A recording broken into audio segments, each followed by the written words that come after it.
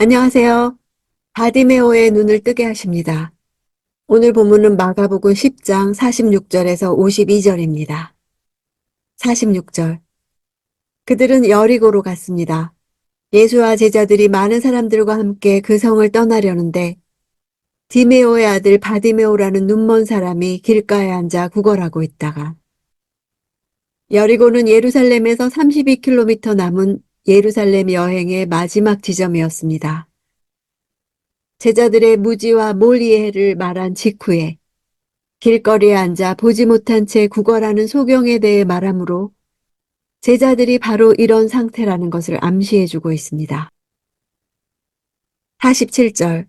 나사렛 예수라는 말을 듣고 소리치기 시작했습니다. 다윗의 자손 예수여, 나를 불쌍히 여겨주십시오. 눈먼 사람이 예수를 다윗의 자손이라 확실하게 증언한다는 역설적인 이야기를 전하고 있습니다. 정치적인 다윗의 자손 메시아가 아니라 치유자로서 다윗의 자손임을 전하는 것입니다. 예수님은 그를 제지하지 않으셨습니다.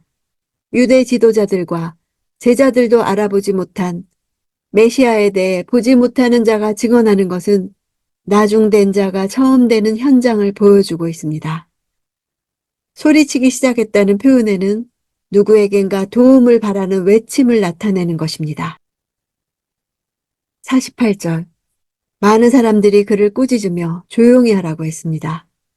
그러나 그는 더욱더 큰 소리를 질렀습니다. 다윗의 자손이여, 나를 불쌍히 여겨주십시오. 사람들은 그가 돈을 구걸하는 소리로 생각했던 것 같습니다. 조용히 하라는 말에도 그는 자기의 유일한 희망이 그냥 지나가려 하자 체면을 차릴 새가 없었습니다. 멀리서 미친 듯이 외쳤던 것입니다. 불쌍히 여기다 엘레손이라는 단어는 구약의 헤세드를 번역한 것입니다. 헤세드는 인간의 불행에 대한 하나님의 사랑을 구할 때 사용하는 단어입니다. 인간 세상의 고통에 대한 신적 자비를 구할 때 사용되는 단어입니다. 그가 엘레손이라고 외친 것은 예수가 메시아이심을 인정하고 그분의 자비를 구한 것입니다. 51절.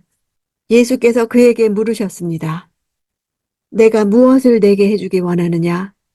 앞을 못 보는 사람이 대답했습니다. 선생님, 제가 보기를 원합니다. 예수님은 그가 자기 자신에게 진정으로 필요한 것을 인식하고 있는지 알고 싶으셨습니다. 그는 자신이 처한 비참한 현실의 원인이 앞을 볼 수 없다는 것에 있다는 것을 바로 인식하고 있었습니다. 원문에는 다시 볼 수 있기를 이렇게 싶습니다. 원하나이다 동사가 생략되어 있습니다. 그만큼 자기 소원을 말하는 것이 급했고 절박했기 때문일 것입니다.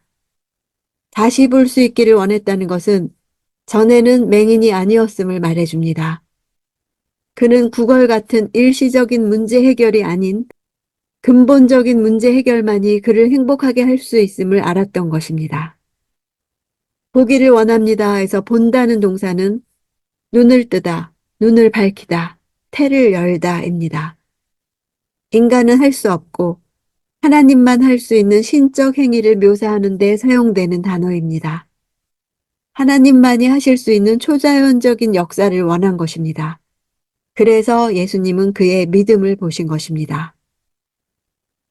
52절. 예수께서 말씀하셨습니다. 가거라, 내 믿음이 너를 구원했다.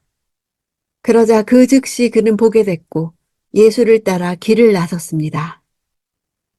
마가복음에서 내 믿음이 너를 구원하였다라는 칭찬을 들은 사람은 바디메오와 혈루증 앓던 여인 둘뿐입니다.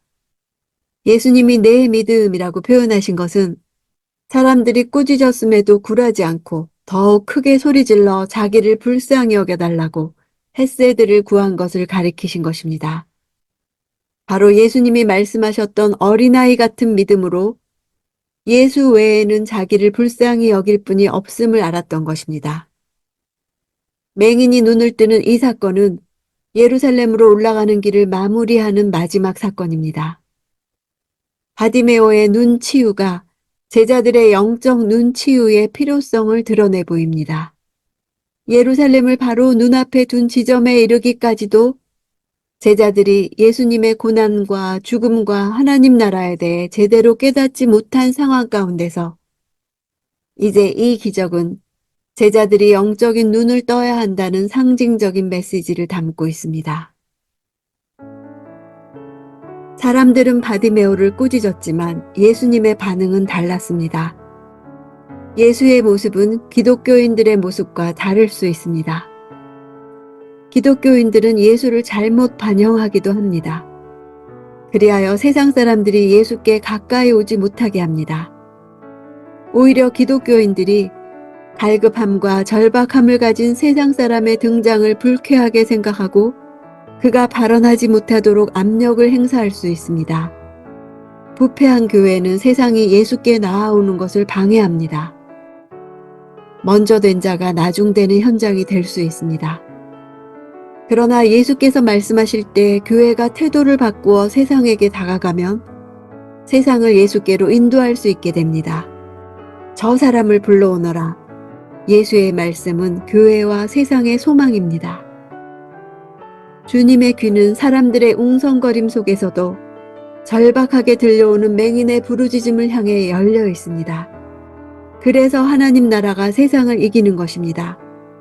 많은 무리가 예수를 좇는 가운데서 예수를 경험하는 자, 긍휼을 경험하는 자, 은혜를 경험하는 자는 하나님 나라에 들어갑니다.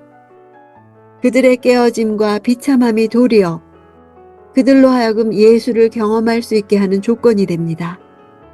어린아이같이 예수께 호소하는 자, 자신이 소경됨을 아는 자, 불쌍히 여김을 받은 자, 그래서 치유의 은혜를 받은 자로 사는 것이 하나님 나라에서 사는 것입니다. 오늘 나도 하나님 앞에서 불쌍히 여겨달라고 소리쳐 기도하는 시간이 있기를 원합니다.